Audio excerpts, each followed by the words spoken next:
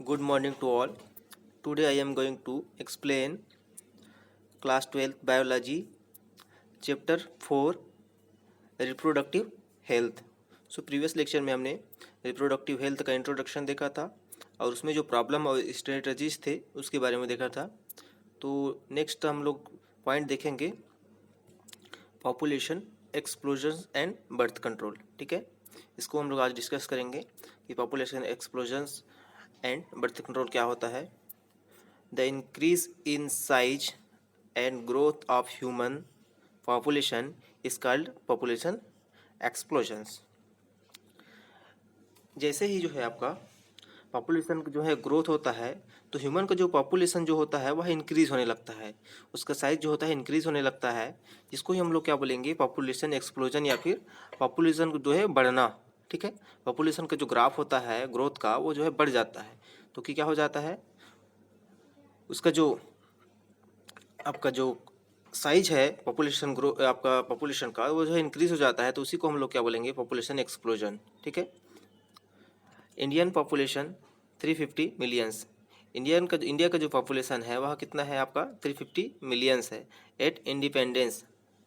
ठीक है, इंडिपेंडेंस के बाद and cross the 1 billion in May 2000। ठीक है, मतलब जो इंडिया का पॉपुलेशन था वह आपका इंडिपेंडेंस से के टाइम कितना था, जब देश आज़ाद हुआ उस समय 350 मिलियन था। लेकिन जैसे ही जो होता है आपका यह क्रॉस होकर जो है आपका 2000 देखिए 1 मई 2000 देखें तो यह क्या हो गया 1 बिलियंस हो गया है। जो 350 मिलियन था वह क्या हो गया है 1 बिलियन इन मे 2000।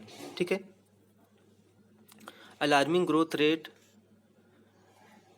इस scarcity of basic requirements food shelter and clothing. तो यह जो है एक प्रकार का जनसंख्या बढ़ने के कारण एक प्रकार का अलार्म है ग्रोथ रेट के लिए कि जो है जो बेसिक रिक्वायरमेंट्स हैं ह्यूमन या फिर ह्यूमन रिसोर्सेज की, जैसे कि फूड हो गया, खाना हो गया, शेल्टर्स हो गया, रहने के लिए घर हो गया, फिर कपड़ा या फिर क्लॉथिंग्स जो हो गया, इन सभी चीज़ को लिए एक प्रकार का ग्रोथ अलार्म है कि जो है जैसे ही पॉपुलेशन जो है आपका जो फैकेंडिटी है या फिर एक्सप्लोजन हो रहा है, ग्रोथ हो रहा है, तो उससे जो होता है फूड यानी रोटी, कपड़ा और मकान की जो ज़रूरतें हैं वह जो है धीरे धीरे इंसानों के लिए कम होता जा रहा है। ठीक है, तो इसीलिए क्या होता है पॉपुलेशन एक्सप्लोजन को रोककर बर्थ कंट्रोल किस प्रकार से किया जाए, इसके बारे में जो है हमें रिप्रोडक्टिव हेल्थ के अंतर्गत देखना है। ठीक है, कि किस प्रकार से जो इंक्रीज हो रहा है पॉपुलेशन के साइज में, जो ग्रोथ हो रहा है आपका पॉपुलेशन, उसको जो है कंट्रोल किया जा सके और पॉपुलेशन एक्सप्लोजन को रोका जा सके। ठीक है, ताकि सभी के लिए जो होता है आपका human resources food shelter and clothings की पूर्ति हो सके। ठीक है, रीज़न देखेंगे यहाँ पे the reason for high population explosions are. ठीक है, कौन कौन सी रीजन्स हैं पॉपुलेशन एक्सप्लोजन में। ठीक है, तो इसमें हम लोग देखेंगे डिक्लाइन इन डेथ रेट। तो जो डेथ रेट है, जो मृत्यु दर है, जो मरने की जो दर है, वह जो होता है धीरे धीरे कम होता जा रहा है, क्योंकि जो मेडिकल फैसिलिटीज़ है, जो डॉक्टर हैं, जो आजकल मॉडर्न टेक्नोलॉजी है आपका मेडिकल फील्ड में, उसके कारण जो होता है आपका जो डेथ रेट है वो जो है धीरे धीरे डिक्लाइन हो रहा है, कम हो रहा है। ठीक है, और जो कंटिन्यूली कितना भी क्रिटिकल पेशेंट जो रहते हैं उसको भी किसी न किसी माध्यम से जो होता है बचा लिया जाता है। ठीक है, तो डेथ रेट क्या हो रहा है डिक्लाइन हो रहा है, जिससे कि पॉपुलेशन एक्सप्लोजन जो है हाई हो रहा है। Longer life span. ठीक है, लॉन्गर लाइफ स्पेन आजकल जो होता है आपका लोगों में जो है आपका विभिन्न मेडिकल फील्ड या फिर जितने भी चिकित्सा के माध्यम से जो होता है लाइफ स्पेन जो है वो भी लॉन्गर हो गया है, जिससे कि आपका पॉपुलेशन जो होता है आपका एक्सप्लोजन जो है हाई होता जा रहा है। ठीक है, मतलब जीवन जीने की जो एक समय सीमा होती है वह जो है ज़्यादा होते जा रहा है। ठीक है, decline in material motility rate. ठीक, क्या हो रहा है यहाँ पर मैटरनल मोटिलिटी रेट, मतलब जो गर्भ में जो बच्चा का जो डेथ हो जाता था या फिर एक्सपायर हो जाता था वो जो है आपका धीरे धीरे क्या हो रहा है डिक्लाइन यानी कम होता जा रहा है। आजकल मॉडल फैसिलिटी में जो है सभी अवेयर हो गए हैं कि आपका जो गर्भ में जो बच्चा का मृत्यु हो जाता था वह जो है धीरे धीरे कम होता जा रहा है। ठीक है, तो इससे क्या हो रहा है हमारा जो पॉपुलेशन है वह एक्सप्लोजन है वह हाई होता जा रहा है, यह भी एक रीज़न है। ठीक है, मैटरनल मोर्टिलिटी रेट का डिक्लाइन होना। Decline in infant mortality rate, ठीक है। इसमें भी आपका मैटरनल मोर्टिलिटी रेट में भी हमारा क्या है, जो मदर है उसका भी उसमें जो है आपका एक्सपायर होना जो होता है वह भी रेट कम होता जा रहा है। और नीचे में यहाँ पे हमारा decline in infant mortality rate, जो बच्चा इन्फेंट होता है उसका भी जो मोर्टिलिटी है उसमें उसका भी जो मोर्टिलिटी रेट है, मृत्यु दर जो होता है वह भी कम होता जा रहा है, जिससे भी हमारा जो आपका पॉपुलेशन एक्सप्लोजन जो होता जा रहा है हाई होता जा रहा है और हमारा पॉपुलेशन जो है ग्रो करते जा रहा है, ठीक है। Some religious belief against birth control, और इसमें जो है कुछ रिलीजियंस या फिर कुछ धर्म है, कुछ धर्म के लोग भी हैं जिसके कारण भी जो है बर्थ कंट्रोल को जो है अपना उसके खिलाफ मानते हैं, जिसके अगेंस्ट भी जो होता है हमारा हाई जो है पॉपुलेशन एक्सप्लोजन बढ़ रहा है, ठीक है। कुछ रिलीजियंस हैं, कुछ जाति धर्म के कारण या फिर कुछ परंपरा या फिर रीति रिवाज को मानने वाले भी हैं जो कि बर्थ कंट्रोल को अपने खिलाफ मानते हैं, अगेंस्ट मानते हैं, जिसके कारण भी जो है बच्चों का जो आपका जो जन्म दर जो है वह धीरे धीरे बहुत ही बढ़ रहा है और आपका डेथ रेट जो है बहुत ही कम हो गया है, ठीक है। Lack of reproductive health knowledge, मतलब लोगों में जो होता है रिप्रोडक्टिव हेल्थ के प्रति जो वो जागरूकता है, अवेयर है या नॉलेज है, वो जो है बहुत ही कम है, जिसके कारण भी जो है हमारा यह भी एक रीज़न है कि हाई पॉपुलेशन एक्सप्लोजन बढ़ता ही जा रहा है, ठीक है। लोगों को रिप्रोडक्टिव हेल्थ के प्रति जागरूक करना, अवेयर करना, इसके प्रति जो होता है आपका एक दूसरे को जो है आपका सेक्सुअल जो नॉलेज है उसके प्रति लोगों को बताना, जागरूक करना, जितने भी एडल्ट्स हैं, जितने भी टीनेज हैं, उनको जो है इसके प्रति जागरूक करना, बिना शर्म में किए लोगों को इसके बारे में जानना, क्योंकि यह एक नेचुरल प्रोसेस होता है। और नेचुरल प्रोसेस जो होता है प्रत्येक जो ह्यूमन के बॉडी में होता है, ठीक है। लेकिन इसके प्रति जो होता है लोगों को जागरूक होना चाहिए और रिप्रोडक्टिव हेल्थ का नॉलेज जो है सबको होना चाहिए, ठीक है, अवेयर होना चाहिए। How many get pregnant per year जो होता है किस प्रकार से प्रेग्नेंट जो है वह बढ़ता जा रहा है, उसका हम लोग इस प्रकार से ग्राफ के माध्यम से हम लोग इस प्रकार से देख सकते हैं। ये हमारा ओवम है, ये हमारा स्पर्म है, ठीक है। तो इस प्रकार से हम लोग देखेंगे कि बर्थ कंट्रोल मेथड के अंतर्गत तो नो बर्थ कंट्रोल, अगर बर्थ कंट्रोल नहीं होगा तो जो उसका जो रेशियो है वह कितना जाएगा 85%, ठीक है। जो पॉपुलेशन एक्सप्लोजन है वह बहुत ही हाई हो जाएगा, 85% हो जाएगा, ठीक है। और हम लोग अगर इसमें क्या स्पर्मिसाइड्स ओनली, स्पर्मिसाइड्स अगर इसमें यूज करेंगे तो ओनली कितना 29% जो है पॉपुलेशन का एक्सप्लोजन होगा, ठीक है। अगर हम लोग फर्टिलिटी के प्रति अवेयर होंगे, जागरूक होंगे, तो उसमें क्या होगा 25% ही जो है पॉपुलेशन एक्सप्लोजन होगा, ठीक है। अगर हम लोग फीमेल कंडोम, जो फीमेल में अगर कंडोम का यूज करेंगे, जो कॉन्ट्रासेप्टिव होता है उसका यूज करेंगे, तो क्या होगा इसमें 21% ही जो होता है हमारा पॉपुलेशन एक्सप्लोजन होगा और प्रेग्नेंट होने का चांस रहेगा फीमेल में, ठीक है। एंड अगर विथड्रावल मतलब जो मेन होता है वह सेक्सुअल इंटरकोर्स के दौरान जो स्पर्म होता है उसको वेजाइना में छोड़कर आउटर एक्सटर्नल जेनेटिलिया में अगर विथड्रा करेगा तो उससे जो है 18% ही जो होता है हमारा जो फीमेल है वह प्रेग्नेंट होंगे और उसमें जो आपका पॉपुलेशन एक्सप्लोजन जो होता है वह हाई होने से बचेगा, ठीक है, नॉर्मल रहेगा। यह जो होता है एक रेशियो ग्राफ के माध्यम से बताया गया है कि अगर बर्थ कंट्रोल करना है तो कौन सा जो मेथड्स है जिनका यूज करना है और बर्थ कंट्रोल को जो है पॉपुलेशन एक्सप्लोजन को बढ़ने से रोका जा सकता है, ठीक है। कॉन्ट्रासेप्टिव्स बर्थ कंट्रोल के लिए मेनली जो होता है विभिन्न कॉन्ट्रासेप्टिव का, चाहे वह नेचुरल हो चाहे आर्टिफिशियल हो, विभिन्न कॉन्ट्रासेप्टिव का जो है यूज किया जाता है ताकि बर्थ कंट्रोल को जो है आपका बढ़ाया जा सके और आपका विभिन्न जो कॉन्ट्रासेप्टिव के माध्यम से जो होता है हाई जो आपका बर्थ रेट है उसको कम किया जा सके, ठीक है।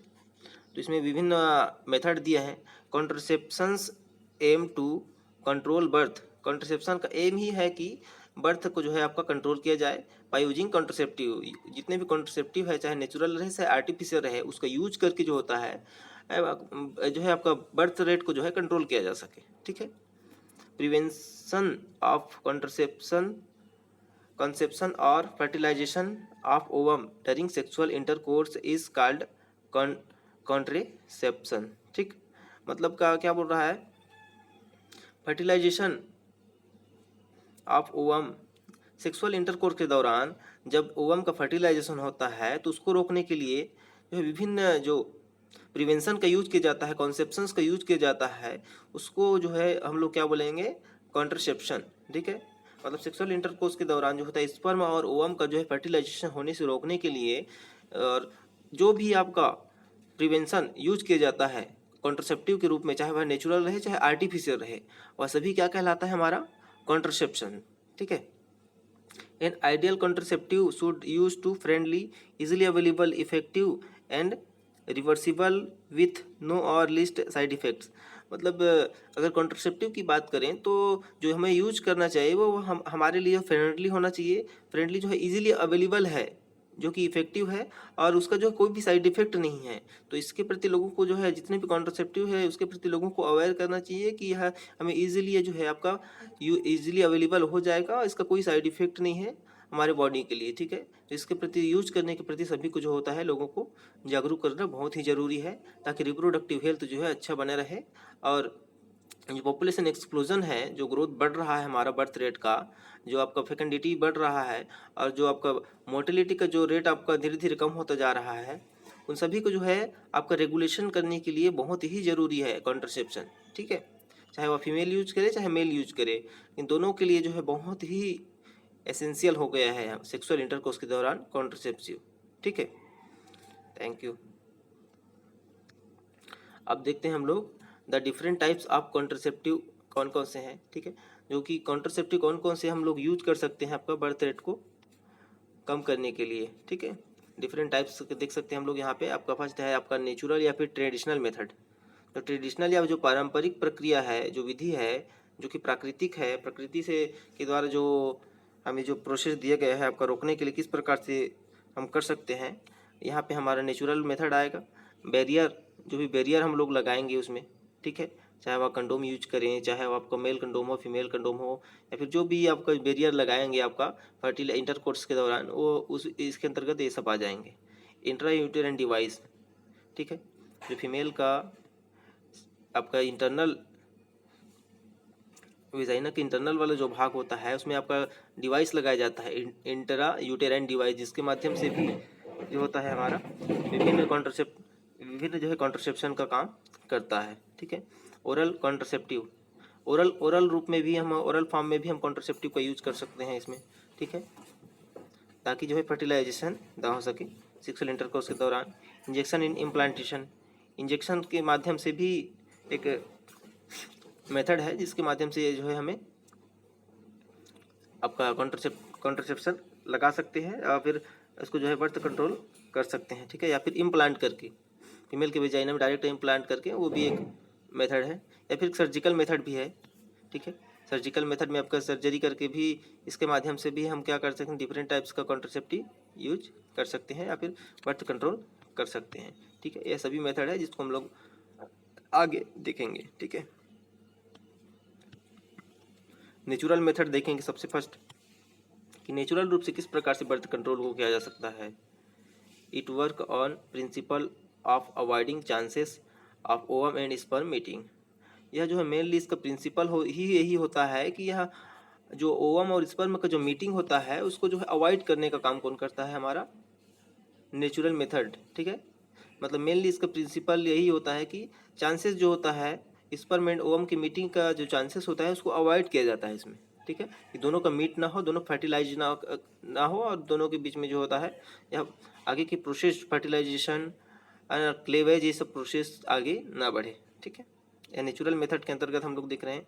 उसमें हमारा 3 होगा हमारा पीरियोडिक एब्सटिनेंस। हम लोग नेचुरल रूप से भी अगर बर्थ कंट्रोल बिना पिल्स लिए, बिना कॉन्ट्रसेप्टिव बाहर से कोई बैरियर लिए भी हम लोग जो है बर्थ कंट्रोल कर सकते हैं। तो उसमें हम लोग पहला देखेंगे पीरियोडिक एब्सटिनेंस। इसके अंतर्गत हम लोग देखेंगे कि पीरियोडिक एब्सटिनेंस जो होता है, जैसे ही मेंस्ट्रुअल साइकिल स्टार्ट होता है 10 to 17 डेज के बीच में जो होता है सेक्सुअल इंटरकोर्स जो है आपका नहीं होना चाहिए। मेल और फीमेल में जो है सेक्सुअल इंटरकोर्स नहीं होगा तो उस बीच में जो ओवल्यूशन होगा तो उसमें हमारा फर्टिलाइजेशन का जो चांसेस है या कॉपुलेशन के दौरान फर्टिलाइजेशन का जो चांसेस है स्पर्म ओवम का, वो नहीं हो पाएगा। तो इससे भी जो है आपका मेनली जो है आपका हमारा बर्थ कंट्रोल हो जाएगा। ठीक है, और प्रेगनेंसी के चांसेस बहुत ही कम होंगे, ठीक है।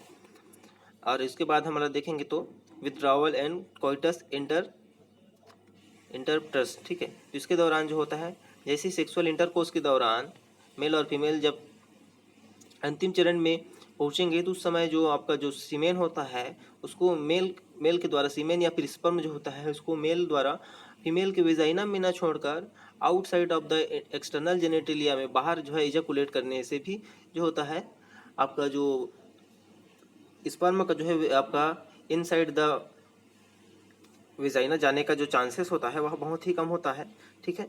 और जो होता है आपका स्पर्म और ओवम का जो फर्टिलाइजेशन इसमें भी नहीं होगा और आपका प्रेगनेंसी इसमें भी नहीं होगा।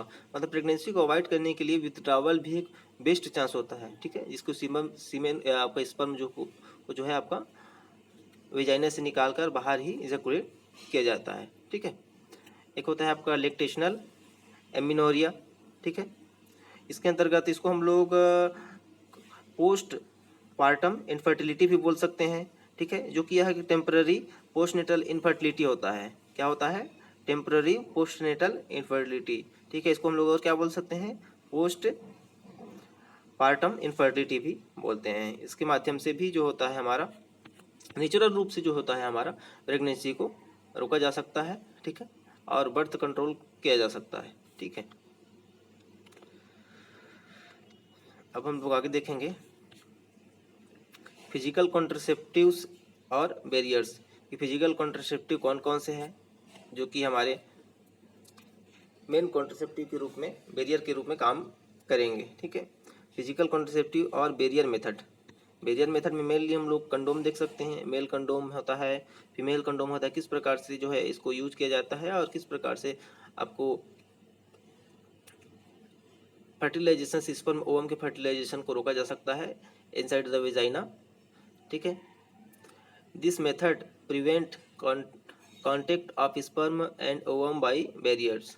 इस मेथड में जो होता है स्पर्म एंड ओवम के कांटेक्ट को एक बैरियर के माध्यम से जो है दोनों को कांटेक्ट को रोका जाता है, ठीक है। वो बैरियर क्या है? हमारा मेल कंडोम है, जो कि मेल के जो है पेनिस में इस प्रकार से उसको लगाया जाता है जिससे स्पर्म जो है आपका इजैकुलेट इनसाइड द वेजाइना नहीं हो पाता है, ठीक है। Available both for male and female. ये जो होता है आपका मेल के लिए भी और फीमेल के दोनों के लिए अवेलेबल होता है जो कंडोम होता है वह, ठीक है। इसको दोनों सेक्सुअल इंटरकोर्स के दौरान जो है लगा सकते हैं, ठीक है, जिससे एक बेस्ट जो है आपका कॉन्ट्रासेप्टिव या बैरियर का काम करता है, ठीक है। उसके बाद हम लोग देखेंगे condom barrier made of thin rubber latex set self inserted and disposable. जो कंडोम होता है वह क्या होता है? एक बैरियर की तरह काम करता है, जो कि एक थिन रबर, एक पतली रबर या फिर लेटेक्स शीत झिल्ली के समान होती है, ठीक है, जो कि आपका सेल्फ इंसर्टेड एंड डिस्पोजेबल होता है, जो कि खुद से जो है इसको इंसर्ट किया जाता है और वह डिस्पोजेबल हो जाता है। वन टाइम यूज के बाद जो है इसको फेंका जाता है, ठीक है, डिस्पोज कर दिया जाता है। And cover penis in male and vagina and cervix in female. It is use to show that semen do not enter the female reproductive tract. इसका काम ही वही है कि जो पेनिस को जो है सेक्सुअल इंटरकोर्स के दौरान पूरी तरह से जो मेल का पेनिस होता है उसको कवर कर लिया जाता है।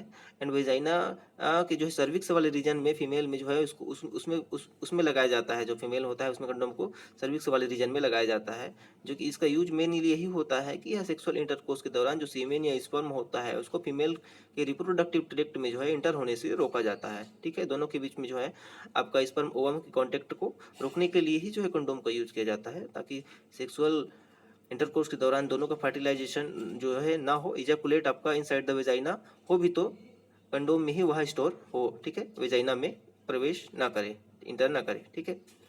It also prevent AIDS and STD. तो इसका मेनली फंक्शन आपका स्पर्म ओवम के मिलने से ही नहीं है। इसका मेन रीजन यह भी है कि बहुत सारी जो आपका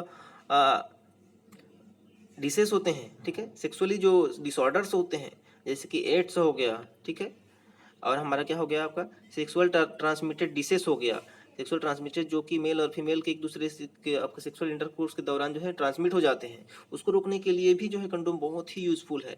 अगर मेल को है तो फीमेल को हो जाएगा सेक्सुअल इंटरकोर्स के दौरान, अगर कंडोम का यूज नहीं करेंगे तो अगर फीमेल को है तो मेल को हो जाएगा और मेल को है तो फीमेल को हो जाएगा। तो इन सभी सेक्सुअल जो डिसऑर्डर्स हैं उसको रोकने के लिए भी जो होता है कंडोम का जो है यूज किया जा सकता है। जरूरी नहीं है कि वो खाली आपका स्पर्म एवं को मिलने से, इसमें आपका बहुत बहुत ही इंपॉर्टेंट है कंडोम का, ठीक है। सेक्सुअल इंटरकोर्स के दौरान यूज करने से बहुत सारे डिसऑर्डर्स भी जो होते हैं एक दूसरे में ट्रांसमिट नहीं हो पाते हैं, ठीक है।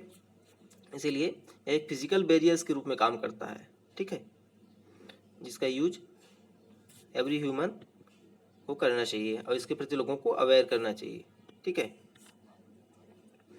यहाँ पे हम लोग देख सकते हैं डायफ्राम या सर्विकल कैप्स भी दिया गया है जो कि फीमेल में लगाया जाता है। इस प्रकार का जो आपका बैरियर होता है उसको, या barrier made for rubber latex, जो है जो बैरियर है वह आपका रबर या लेटेक्स का बना होता है, inserted into the female reproductive tract to cover the cervix. इसको जो है आपका फीमेल रिप्रोडक्टिव ट्रैक्ट में जो होता है, जो सर्विक्स वाले रीजन है उसको कवर करने के लिए इंसर्ट किया जाता है। फीमेल के वेजाइना वाले भाग से सर्विक्स वाले भाग में जो है इसको इंसर्ट किया जाता है, ठीक है। Block entry the sperm, sexual intercourse के दौरान मेल और फीमेल जब सेक्सुअल इंटरकोर्स करेंगे तो उस दौरान जो आपका स्पर्म का इजैकुलेशन होगा वह जो है आपका सर्विक्स से अंदर जो है आपका इंटर नहीं कर पाएगा। वहाँ पे हम लोग क्या आपका क्या है डायफ्राम या फिर सर्विकल कैप जो लगा होगा वहीं पर जो होता है स्पर्म ब्लॉक हो जाएगा और इनसाइड द आपका फीमेल इंटरनल ऑर्गन नहीं जा पाएगा, ठीक है। And spermicide cream jelly forms along with this barrier, और इसमें जो होता है मेनली स्पर्मिसाइडल क्रीम आता है, जेलीज एंड फॉर्म्स आते हैं, जो कि यह भी जो होता है मेन रूप से बैरियर का काम करते हैं, जो कि फीमेल में जो होता है यहाँ पे रिप्रोडक्टिव ऑर्गन में जो है इसका यूज किया जाता है, जो कि एक फिजिकल बैरियर के माध्यम की तरह होता है। इस प्रकार से होता है हमारा सर्विकल कैप, जो कि सर्विक्स वाले रीजन्स में जो है इसको लोकेट किया जाता है सेक्सुअल इंटरकोर्स के दौरान, ठीक है, ताकि स्पर्म और ओवम का फर्टिलाइजेशन ना हो सके। इस प्रकार देख सकते हैं हम लोग सर्विकल कैप को किस प्रकार से यहाँ अटैच किया गया है, ठीक है। Cervical cap block sperm from entering cervix, ठीक है, सर्विक्स में आपके स्पर्म को इंटर होने से इस प्रकार से रोका जाता है। यहाँ पे स्पर्मिसाइड्स को भी इस प्रकार से जो क्रीम होता है उसको भी लगाया जाता है।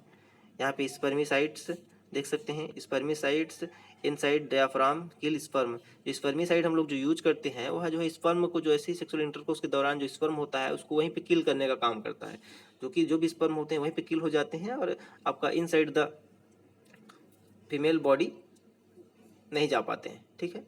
सेक्सुअल इंटरकोर्स के दौरान जो इजैकुलेट होता है स्पर्म, वहाँ जो है आपका स्पर्मिसाइड के माध्यम से वहीं पे उसको किल कर लिया जाता है, ठीक है। और यह जो है मेनली कॉन्ट्रासेप्टिव का काम करता है, ठीक है। ठीक है, बाकी हम लोग नेक्स्ट क्लास में देखेंगे। Thank you.